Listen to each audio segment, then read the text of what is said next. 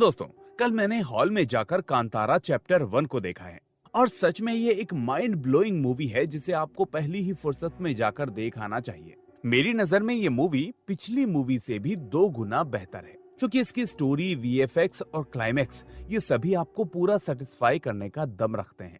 और सबसे खास बात यह है कि अगर आपने पहली मूवी को नहीं भी देखा होगा तो भी आप इसको आराम से देखकर समझ सकते हैं, जिसके लिए मैं इसके राइटर को थैंक यू बोलना चाहूंगा। अब IMDb रेटिंग की बात करना बेकार है, क्योंकि मूवी अभी अभी ताजा रिलीज हुई है, इसलिए मैं भी रेफरेंस के लिए कुछ अलग फोटोज का इस्तेमाल करूंगा।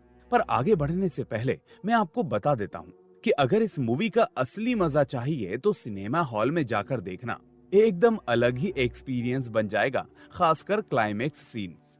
खैर, तो चलिए, अगर अभी तक आप स्क्रीन पर टिके हैं तो शुरू करते हैं आज की ये एक्सप्लेनेशन। लेकिन आगे बढ़ने से पहले वीडियो को लाइक और चैनल को सब्सक्राइब कर देना। तो कहानी की शुरुआत ठीक पिछले हिस्से के घटनाक्रम से होती है, जहां छोटा शिवा अपने बुजुर्गों से पूछता है, मेरे पिता यही कांतारा के इसी जंगल में इसी स्थान पर गायब क्यों हुए थे? तो वो बुजुर्ग उसे एक दंत कथा सुनाते हैं जो उनके पूर्वजों से जुड़ी हुई होती है, और इसका नाम होता है कांतारा चैप्टर 1। तो कहानी यहाँ से अब 1500 साल पहले कदम्बा वंश के समय में चली जाती है, जहां हम देखते हैं कि कदम्बा वंश के शासन में जहां कांतारा की सीमा पर भगवान के गण यानी शिव के देव प्रकट हुए थे, और इनमें पंजुर्ली देव, गुलिगा देव और बागदेव शामिल होते हैं। अब लोक कथाओं के अनुसार शुरू में गुलिगा और पंजुर्ली देव जमीन को लेकर लड़ रहे थे, लेकिन माँ दुर्गा के इंटरफेयर करने से सब शांत हुआ, और इसके बाद गुलिगा देव असल में पंजुर्ली देव के सहायक बन गए। लेकिन यहाँ एक बात और भी है कि पंजुर्ली देव असल में दयालु हैं, जबकि गुलिगा देव बहुत ही खतरनाक और बेरहम हैं, जो कभी किसी को माफ नहीं करते।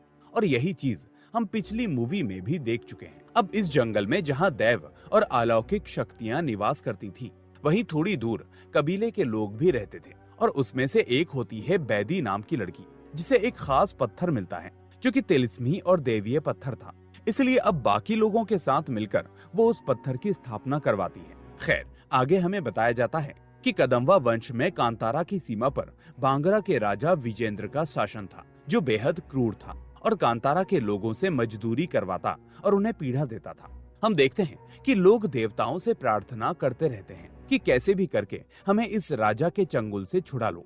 फिर इसी बीच एक दिन एक बुजुर्ग जिनका नाम मैकारा था, वो राजा विजेंद्र को उकसाने के लिए उनकी आंखों में आंखें डालते हैं। इसके बाद मैकारा उस राजा को कांतारा में पाए जाने वाले मसाले और गांजा को दिखाता है, जिससे विजेंद्र लालच में आकर जंगल के अंदर चला जाता है, जो कि असल में मैकारा की चाल थी उसे फंसाने के लिए। फिर क्रोध में आकर विजेंद्र अपने बेटे राजशेखरा और सैनिकों के साथ कांतारा में आग लगा देता है। लेकिन इस बेवकूफ ने जिस पेड़ पर आग लगाई थी वो कोई साधारण पेड़ नहीं था, बल्कि उस पेड़ पर देवता स्वयं निवास करते थे। तो जैसे ही आग लगती है, वैसे ही हमें उन देवताओं का विकराल और प्रचंड रूप दिखाया जाता है। दोस्तों, इस सीन को आप जब हॉल में देखेंगे तो आपके रोंगटे खड़े हो जाएंगे। अब ये देखकर राजा विजेंद्र को अपनी मौत साफ दिखाई देने लगती है। उधर देवताओं के प्रकोप से सैनिकों को भैंसें कुचल देती हैं, जो गुलिगा देव से जुड़ी हैं, और राजा को खुद देव खत्म कर देते हैं। अब कांतारा के लोग इस दृश्य को देखते हैं, जहां देव पंजुर्ली एक व्यक्ति के अंदर प्रवेश करके तेज आवाज में चेतावनी देते हैं कि जो भी इस पवित्र मधुवन को तबाह करेगा, उसी के रक्त से ये भूमि शुद्ध होगी। इसी बीच हम मैकारा को भी ध्यान से देखते हैं, जो कि एक रहस्यमयी आदमी मालूम पड़ता है। अब इस घटना से बचने वाला एकमात्र व्यक्ति था राजा का बेटा राजशेखरा, जो बुरी तरह घायल होकर अपने राज्य में पहुंचता है। असल में देवताओं ने उसे इसीलिए छोड़ दिया था क्योंकि वो महज एक बच्चा था, और बचपन का ये सीन ही एक ऐसी वजह थी जिस वजह से राजशेखरा का कांतारा के प्रति डर बना रहता है, और यहाँ तक कि उसके राज्य का कोई भी व्यक्ति तक वहाँ पर नहीं जाता ताकि देव का प्रकोप ना झेलना पड़े। इस राजशेखरा के 2 बच्चे होते हैं, एक लड़का और एक लड़की। लेकिन एक बच्चा ऐसा था जिसके हाथ पैर ठीक से काम नहीं करते, तो इसीलिए वो अपने उस बच्चे को ऑलमोस्ट त्यागने ही वाला था। पर फिर अचानक एक चमत्कार की वजह से वो बच्चा अपने आप ठीक हो गया था। अब सालों बाद कांतारा के लोग शांति पूर्वक रहते हैं, लेकिन कांतारा का केंद्र बहुत ही खतरनाक है, जहां ब्रह्म राक्षस की कहानियां प्रचलित हैं, और इसीलिए कांतारा के खुद के लोग भी कभी उस केंद्र की तरफ नहीं जाते। अब एक दिन इन लोगों को एक गुफा के अंदर एक छोटा सा बच्चा मिलता है जिसके चारों ओर बागदेव पहरा देते रहते थे उसकी रक्षा करने के लिए। लेकिन ये बच्चा किसका था, कहां से आया, किसी को नहीं पता होता। अब सवाल आता है कि कौन इस बच्चे को पालेगा। तो अब हम उसी लड़की बैदी को वापस से देखते हैं जो अब बड़ी हो चुकी थी और जिसने उस पत्थर की स्थापना की थी। अब हमें पता चलता है कि वो अपने पति के साथ इस बच्चे को गोद ले लेती है और उस बच्चे का नाम बेरमे रखती है। असल में ये कपल खादू बेटू कबीले से बिलोंग करता था, यानी ये दोनों ही शिवा के पूर्वज थे जो भूता कोला प्रदर्शन करते थे। वहीं दूसरी ओर हम देखते हैं कि बांग्रा राज्य में राजशेखरा का बेटा कुलशेखरा और बेटी कनकवती बड़े हो जाते हैं। अब राजशेखरा कुलशेखरा को राजा घोषित करता है, लेकिन ये कुलशेखरा हमेशा भोग विलास और अहंकार में डूबा रहता है, यहाँ तक कि वो भगवान और उनके आशीर्वाद को भी नहीं मानता, जिस वजह से वो हमेशा अपने शिक्षक और पंडितों का भी अपमान करता था। अब इसी बीच कुलशेखरा अपने दोस्त भुगेंद्र को अपना महामंत्री बना लेता है और सिर्फ अपने चाहते लोगों को ही पद देता है, जबकि योग्य लोगों को नजरअंदाज करता है, जिससे उसके पिता बिल्कुल खुश नहीं होते। यहाँ हमें एक चीज और पता चलती है कि ये कुलशेखरा असल में कांतारा की कहानियों पर भी विश्वास नहीं करता। इसलिए एक दिन वो अपने दोस्तों और सैनिकों के साथ शिकार के लिए जंगल जाता है, लेकिन खुद वो भी ज्यादा अंदर नहीं जाता क्योंकि कहीं ना कहीं थोड़ा बहुत डर उसे भी था। इसके बाद कुछ सैनिक दो जानवरों का शिकार करते हैं और तभी कोई एक सैनिक को भी खींच लेता है, जिसके डर से कुलशेखरा और उसके दोस्त भाग जाते हैं और वहां सिर्फ सैनिक बच जाते हैं। और फिर हमें यहाँ पर कांतारा के ट्राइबल लोग नजर आते हैं जो सैनिक चन्ना को छोड़कर बाकी सभी सैनिकों को मार डालते हैं। यहाँ हमें पता चलता है कि ये ट्राइबल योद्धा कोई और नहीं बल्कि बेरमे और उसके साथी होते हैं। असल में बेरमे वहाँ का रक्षक था और उसकी शक्तियाँ सामान्य लोगों से ज्यादा थी। बेरमे और उसके साथियों ने पूरी जिंदगी सिर्फ इसी जंगल को देखा था, इसलिए अब उन्हें उत्सुकता होने लगती है कि वो राजमहल और वहाँ के तौर तरीके भी देखें। अब वो शहीद सैनिकों के कवच पहनकर पहली बार भांगरा में प्रवेश करते हैं, जहाँ चन्ना उन्हें देख लेता है। फिर बेरमे को वहाँ की हर चीज पसंद आती है सिवाय एक के कि वहाँ के लोग मजदूरी कर रहे थे और उस जगह पर कैद थे। वो यहाँ पर एक चीज और नोटिस करता है कि जो लोग वहाँ पर कैद थे वो एक समय कांतारा के ही लोग हुआ करते थे। और ऐसे ही एक बार शुरू में केवल एक ही व्यक्ति जिसका नाम जब्बा था वो वहाँ से बचकर भागा था, जो बेरमे और ट्राइब का खास आदमी था। हालांकि उसने सबको चेतावनी दी थी कि राजा से दूर रहें और कभी उससे ना उलझें, लेकिन बेरमे इस तरह का आदमी नहीं था जो चेतावनियों से डर जाए। अब दूर से बेरमे राजकुमारी कनकवती को देखता है और उसकी सुंदरता से मुग्ध होकर उससे प्यार कर बैठता है। लेकिन तभी एक कारीगर गलती से पास के मधुमक्खी के छत्ते को छेद देता है, जिससे गुस्साई मधुमक्खियां अपने डंक से सभी पर हमला कर देती हैं। इसी बीच बेरमे तुरंत कनकवती को बचाता है और अपने साथ उसको एक कपड़े में लपेट लेता है। ये देखकर राजकुमारी प्रभावित तो होती है, लेकिन गुस्से में भी होती है कि एक सैनिक ने उसके होठों को छुआ। हालांकि बेरमे ने तो उसको मधुमक्खी के डंक से बचाया था जो उसके होंठ पर काटने वाली थी। अब बाद में बेरमे के दोस्त बाजार में अपने मसालों को बिकता देखकर उसे उठा लेते हैं, ये कहते हुए कि वो तो उनका है, और इससे सैनिकों के सामने उसकी पोल खुल जाती है। जिसके बाद वो सैनिक बाजार में उनका पीछा करने लगते हैं और चारों तरफ अफरा तफरी मच जाती है। इसी बीच चन्ना रथ में छुपा हुआ था। साथ ही ये लोग अब रथ की सवारी का आनंद लेते हैं, क्योंकि जंगल में ऐसी सुविधाएं उनके पास नहीं थी।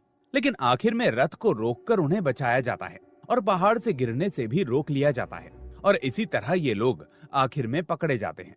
अब राजा कुलशेखरा के सामने पेश होने पर बेरमे स्वीकार करता है कि वो लोग कांतारा से आए हैं, जिससे राज्यसभा में सभी की सांसें थम जाती हैं। इसके बाद कुलशेखरा का पिता राजशेखरा, जिसे ये सुनकर अपने बचपन के फ्लैशबैक आने लगते हैं, वो इससे डर जाता है। लेकिन फिर जवाब में उन्हें कैद करके काल कोठरी में डाल दिया जाता है, जहां उन्हें कोड़े भी पड़ते हैं। लेकिन इससे बेरमे और उसके साथियों का हौसला नहीं टूटता, जिससे कुलशेखरा को और चिढ़न होने लगती है। अब वो उन्हें मारने की मांग करता है, लेकिन उसका पिता उसे रोक लेता है, ये कहते हुए कि कांतारा के लोगों को हाथ लगाना सही नहीं होगा। हम देखते हैं कि कुलशेखरा अपनी नाकामी की वजह से नौकरों पर अत्याचार करने लगता है और बिना कारण उन्हें मार भी डालता है। हालांकि उसे सबसे ज्यादा गुस्सा अपने पिता पर था, जिन्हें वो डरपोक समझ रहा था। उधर जेल में हम देखते हैं कि बेरमे एक कैदी सनकप्पा से मिलता है, जो उस महल और जेल का आर्किटेक्ट था, जो नाव भी बनाता था। पर एक छोटी सी गलती की वजह से उसे भी जेल में डाल दिया गया था, जो उसी ने बनाई थी। इसलिए अब सभी उसका सम्मान करते हैं क्योंकि वो यहाँ का मूल निवासी नहीं था, बल्कि उसके माता पिता तो बाहर से आए थे, जिन्होंने यहाँ आकर सनकप्पा को जन्म दिया था। इसके बाद सनकप्पा बेरमे के साथ मिलकर वहाँ से भागने की योजना बनाता है, जो आसान साबित होती है। इसके लिए उन्हें बस जेलर पेपे को थोड़ा सा कांतारा का कड़क गांजा देना पड़ता है, जिसका असर इतना जबरदस्त होता है कि पेपे और उसके पिता उसके हाथ तक चूम लेते हैं। अब नशे में पेपे और उसके पिता ने उनको भांगरा बंदरगाह और व्यापार के बारे में सब कुछ बता दिया था, जिसके बाद बेरमे और उसके लोग उन्हें जेल में बंद करके वहां से भाग जाते हैं। इसके बाद बेरमे समझ जाता है कि व्यापार कैसे करना है, इसलिए अब वो फैसला करता है कि अब वो अपना तीसरा हिस्सा सीमा पार नहीं देंगे, बल्कि वो अपने जंगल के मसालों को खुद बेचेंगे, क्योंकि पहले हिस्से का उन्हें कोई लाभ नहीं देता था और ऊपर से वहां उन्हें आने तक की इजाजत नहीं थी।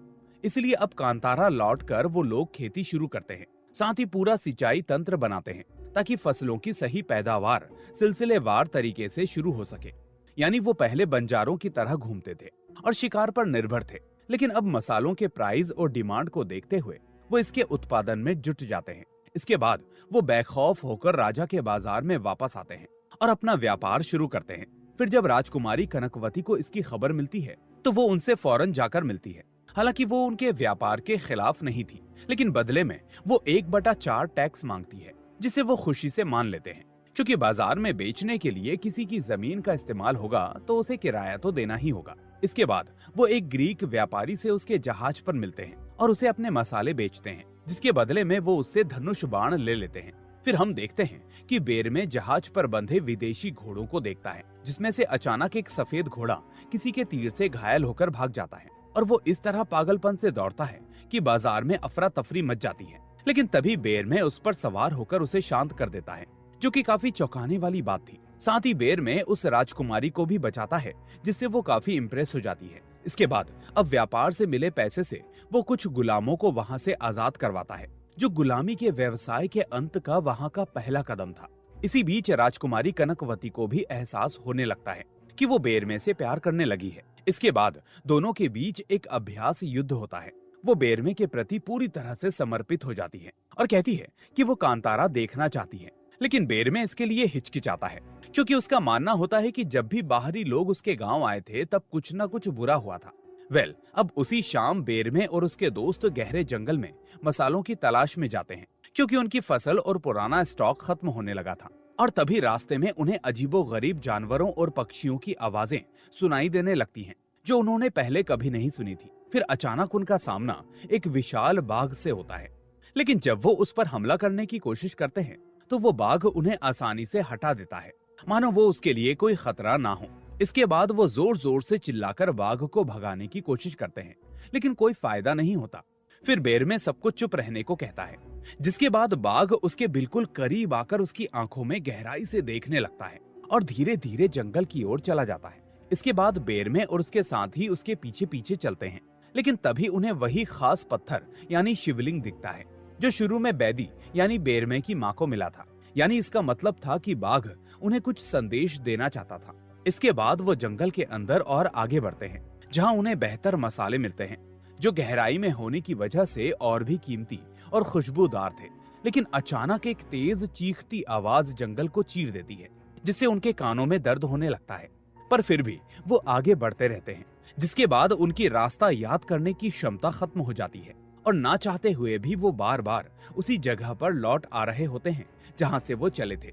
ये देखकर बेरमे समझ जाता है कि ये जगह या तो खास है या किसी काले जादू से प्रभावित है।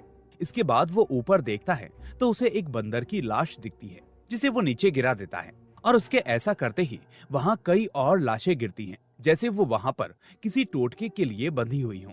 पर इससे पहले कि ये लोग कुछ समझ पाते, इनके ऊपर दूसरी जाति के लोगों का हमला होता है, जो इन सब के लिए एकदम से नए और अजनबी थे। फिर सभी के बीच एक भयानक युद्ध होता है, जिसमें बेरमे जीतने ही वाला था कि तभी दूसरे ग्रुप के सरदार का बेटा छोटे बंदरों और नेवलों को कंट्रोल करके बेरमे और उसके साथियों को चोट पहुंचाने लगता है, क्योंकि वो सभी को काट रहे थे। इस तरह जब बेरमे मरने की कगार पर होता है, तभी वो बाघ फिर से प्रकट होता है और आसानी से दुश्मनों को खत्म कर देता है। साथ ही वो उस सरदार के बेटे को भी मारकर ले जाता है। असल में ये वही बाघ था जिसने बेरमे को बचपन में गुफा के अंदर सुरक्षित रखा हुआ था। यानी वो कोई साधारण बाघ नहीं था, बल्कि एक देव था। इसके बाद हम देखते हैं कि दूसरी जाति के लोग अपने घायल साथियों को वहां से ले जाते हैं, जबकि बेरमे भी अपने मरे हुए साथियों को लेकर वापस आ जाता है। लेकिन इस सब से गांव के लोग उससे बहुत नाराज होते हैं, क्योंकि उन्होंने मना किया था कि वो जंगल के अंदर ना जाए और कांतारा की हद में ही रहे। और तब हमें पता चलता है कि वो नए लोग आखिर कौन थे। असल में वो लोग पास्ट में मासूम बनकर आए थे, लेकिन वो अधर्मी थे जो देवताओं की पूजा के बजाय उनकी शक्तियों का दुरुपयोग करना चाहते थे। अब शुरू में वो ईश्वर के मधुबन में रहने और उससे मदद मांगने आए थे, लेकिन देव ने उनके गलत इरादों को भांपकर उनके सरदार को दूर फेंक दिया था, क्योंकि वो शक्ति का लालची और स्वार्थी था। और ऊपर से देव की शक्ति इनसे कहीं ज्यादा थी, इसलिए ये लोग उस शक्ति के प्रति अट्रैक्ट हो चुके थे और उन्हें देव की यही शक्ति चाहिए थी। इसके बाद इन लोगों ने छोटे जानवरों की मदद से काला जादू किया और देव को बाधित कर दिया, जिससे गांव के लोग बीमार पड़ने लगे और जानवर मरने लगे। लेकिन जब असली कांतारा वासियों को इसकी भनक लगी तो देवी दुर्गा माँ ने अपने बाघ देव को इन्हें सजा देने के लिए भेजा, जिससे डरकर ये लोग जंगल में और अंदर चले गए और अब तक वहीं रहते हुए आ रहे हैं। लेकिन अंदर जाकर उन्होंने काली शक्तियां हासिल कर ली और पहले से ज्यादा तिलिस्मी बन गए। फिर बेरमे के जाने और बंदर को आजाद करने से इनका काला जादू टूट गया था, जिस वजह से इन्होंने बेरमे और बाकी लोगों पर हमला किया था। खैर, इधर हम देखते हैं कि कदम्वा वंश के भांगरा में कुलशेखरा को पता चलता है कि उसकी बहन कनकवती का बेरमे से प्रेम संबंध है, और ऊपर से कांतारा के लोग जो कि उसके दुश्मन हैं, वो उसकी रियासत में व्यापार कर रहे हैं। इसलिए अब वो अपने महामंत्री भोगेंद्र और दूसरे साथियों को उन्हें मारने भेजता है। लेकिन बेरमे और उसके साथी उल्टा उन्हें पीटकर भगा देते हैं, जिससे कुलशेखरा और परेशान हो जाता है। उधर बेरमे और उसके साथी घोषणा करते हैं कि अब बाजार और बंदरगाह उनका है और वो किसी को कोई टैक्स नहीं देंगे और खुलकर व्यापार करेंगे। वो कहता है कि ये जगह उनके देव की है, इसलिए मसाले भी उनके हैं, तो राजा को टैक्स किस बात का देना चाहिए। उधर कुलशेखरा अपने पिता पर आरोप लगाता है कि उन्होंने उसे राजगद्दी तो दे दी, लेकिन अपनी असली शक्ति अपने पास ही रखी हुई है। लेकिन पिता उसे समझाते हैं कि गलती तुम्हारी है जो तुम कांतारा वासियों से उलझे, क्योंकि वो तो शांति पूर्वक अपना व्यापार कर रहे थे। ये सुनकर अब वो अपने पिता का अपमान करता है, जबकि कनकवती भी उसको समझाती है, लेकिन वो किसी की नहीं मानता। पर फिर अचानक एक दिन माफी मांगने का नाटक करके वो अपने पिता को डाइनिंग टेबल पर बेहोशी की दवा देकर बेहोश कर देता है, ताकि वो कुछ दिन सोते रहें।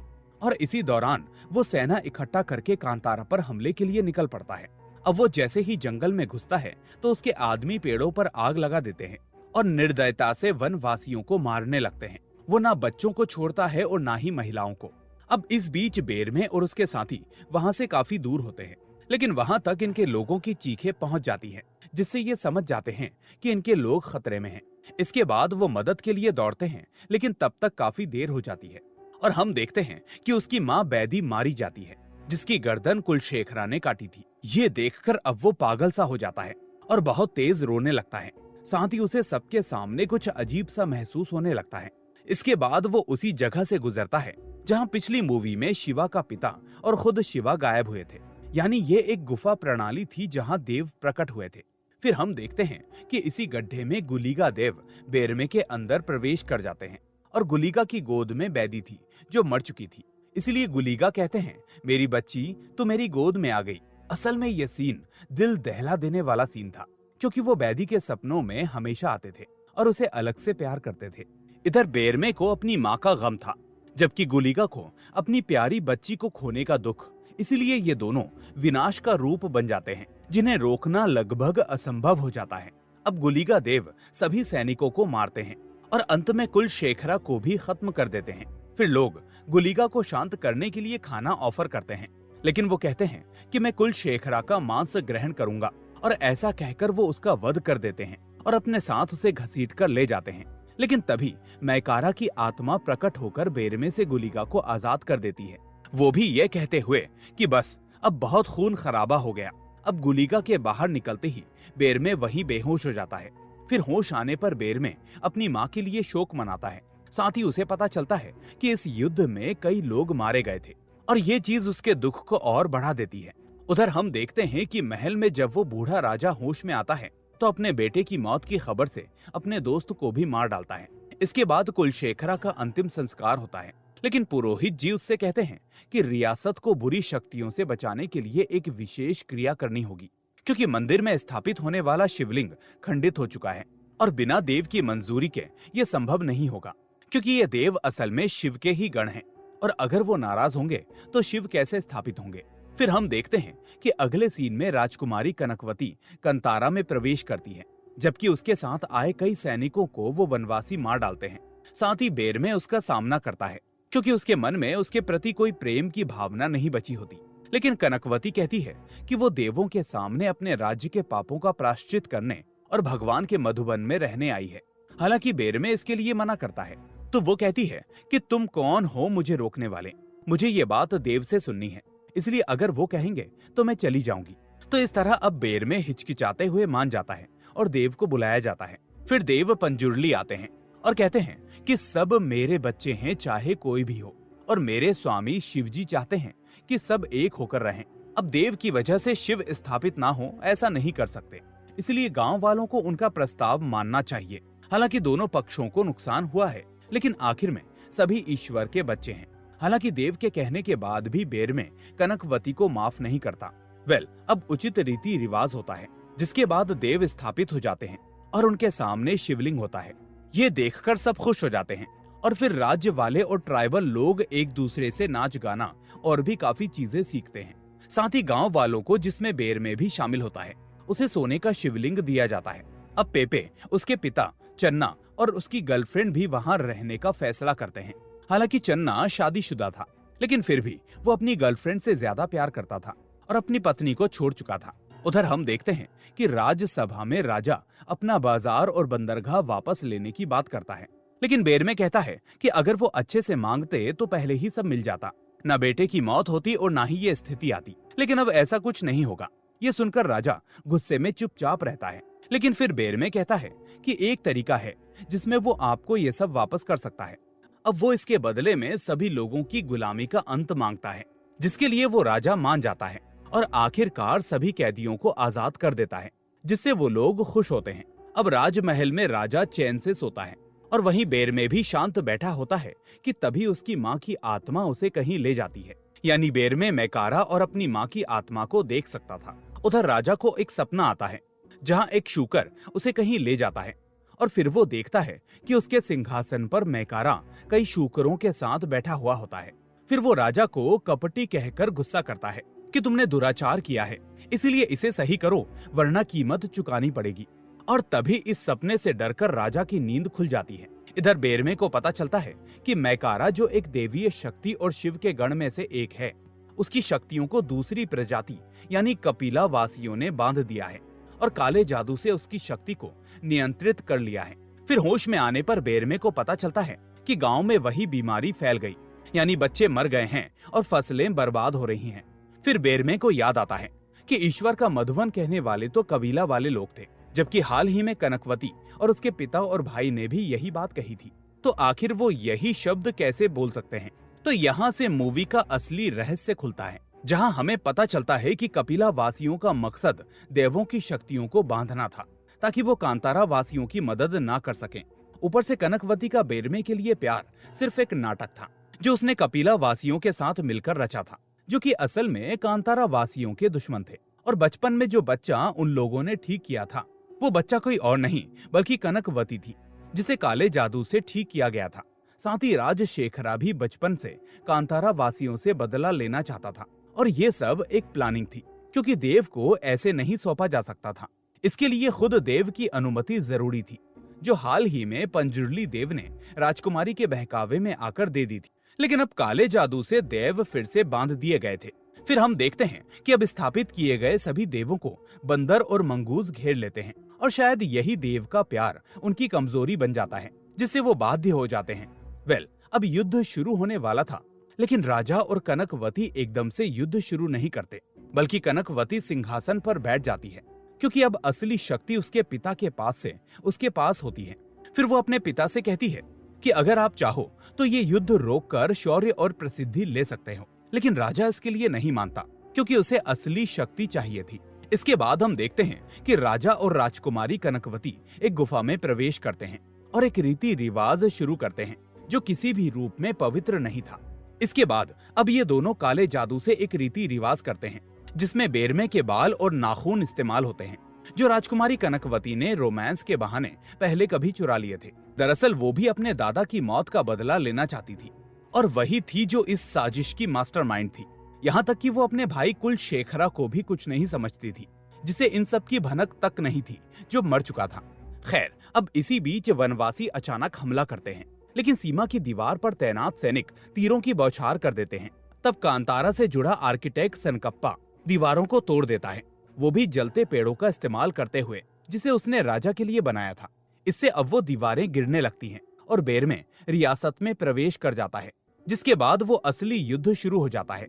अब इसी दौरान राजा अपने पिता की काली शक्ति के प्रभाव में आ जाता है, जिसके बाद राजकुमारी कनकवती उससे कहती है, दादाजी, मुझे कांतारा समेत सब कुछ चाहिए। फिर हम देखते हैं कि उसके पिता में भी उसके दादा की सारी काली शक्तियां युद्ध के लिए तैयार थीं, क्योंकि वो भी अपना बदला लेना चाहते थे। अब शाम तक वो यज्ञ और रीति रिवाज चलता रहता है, और रात में काली शक्तियां और शक्तिशाली हो जाती हैं। इसलिए अब आखिर में राजकुमारी एक रथ पर युद्ध में आती है, जिसे वो खुद ही चलाती है। इधर बेरमे इस नए शक्तिशाली राजा के सामने बेबस होता है, और उसके रथ के घोड़े भी उस राजा के पास जाने से डरते हैं, जिस वजह से बेरमे को दूर फेंक दिया जाता है। जिसके बाद कांतारा के अन्य योद्धा भी उन पर हमला करते हैं, लेकिन वो भी सामना नहीं कर पाते। फिर राजकुमारी भी युद्ध करती है, जो इशारे भर से लोगों को इधर से उधर फेंक रही होती है। और तभी बेरमे के सपनों का वो बूढ़ा आदमी यानी मैकारा फिर से प्रकट होता है। अब वो बेरमे से कहता है कि पहले देवों को छुड़ाओ, और इस तरह अब वो योजना बनाता है कि अब वो इस राजा को अपनी दैविक छड़ी से तब तक रोकेगा जब तक बेरमे अपना काम न कर ले। इसके बाद बेरमे उसी गड्ढे यानी गुफा प्रणाली की ओर भागता है, लेकिन तब तक मैकारा की शक्ति कमजोर पड़ जाती है, और फिर उसकी छड़ी की शक्ति खत्म हो जाती है। जिसके बाद राजकुमारी उसे छुरा घोंपकर खत्म कर देती है, जिसके बाद वो मुक्त होकर शिवजी से मिल जाता है। इधर अब बेरमे गुफा में प्रवेश करता है, जहाँ उसे एक पवित्र शक्ति का एहसास होता है। वो देखता है कि वहाँ एक भव्य शिवलिंग है, जिस पर प्राकृतिक जलधारा बह रही है। यानी मैकारा का कहना सही था कि भगवान अभी भी यहाँ हैं। वो देखता है कि शिवलिंग के सामने एक विशाल काय ब्रह्म राक्षस भी है, जो वहाँ आराम कर रहा है, क्योंकि प्राचीन ग्रंथों में ब्रह्म राक्षस भी शिवलिंग की रक्षा किया करते थे। खैर, अब बेरमे उससे लड़ने की कोशिश करता है, लेकिन वो बहुत बलशाली होता है। इस तरह अब बेरमे गिरने ही वाला होता है कि तभी वो अपनी स्किल्स से उठकर वापस लड़ने लगता है। इसके बाद वो एकदम से शिवलिंग के पास रखे प्राचीन त्रिशूल को उठाता है, और देखते ही देखते वहां का माहौल बदल जाता है। वो त्रिशूल अचानक से चमकने लगता है, और बेरमे में गुलिका देव प्रकट कर जाते हैं। इसके बाद एक सांप उसकी गर्दन के चारों ओर लिपट जाता है, जैसे भगवान शिव के साथ होता है। ये देखकर अब वो ब्रह्म राक्षस भी उसे झुककर प्रणाम करता है, क्योंकि अब बेरमे देव बन चुका था। असल में तुलु संस्कृति में बेरमे एक भयंकर युद्ध देव है, जो कि बाकी सभी देवों के सरदार माने जाते हैं।